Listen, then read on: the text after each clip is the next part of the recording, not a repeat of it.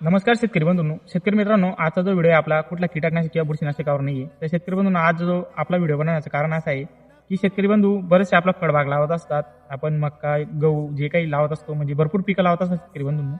तर सर्वात पहिले आपण आपल्या जमिनीचं जे माती परीक्षण आहे तर आपण ते माती परीक्षण केलं पाहिजे. तर माती परीक्षण करत असताना आपण आपली जी माती लॅबला पाठवून त्याचं पूर्णपणे तपासणी करून म्हणजे आपण जाड मटेरियल देत असतो 10-26 असो, 3-15 असो, 3-16 असो किंवा आपण एमपीके बॅक्टेरिया सोडत असतो, वॉटर सोल्युबल भरपूर असे ग्रेड भरपूर आपण सोडत असतो. तर शेतकरी बंधूंनो, सर्वात मेन मुद्दा आपण जर आजारी पडलो तर आपलं रक्त चेक केल्यानंतर आपण जर भरपूर आजारी पडलो रक्त चेक केल्यानंतरच आपल्याला समजतं की आपल्याला टायफॉइड आहे का मलेरिया आहे. तसंच आपल्या जमिनीचा देखील प्रकार आहे. म्हणजे आपण जर आता माती परीक्षण केलं तर आपल्या जमिनीला काय लागणार आहे ते आपल्याला पूर्णपणे रिपोर्ट आल्यानंतर आपल्याला समजून जातं.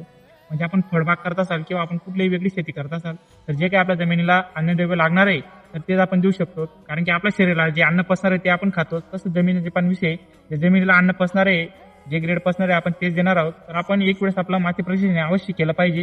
म्हणजे शेतकऱ्याचा खर्च देखील वाचेल आणि जमिनीला जी आवश्यकता आहे ते आपण टाइम देणार आहोत. तर माती परीक्षण आपण लॅबला एक वेळेस अवश्य करा. धन्यवाद.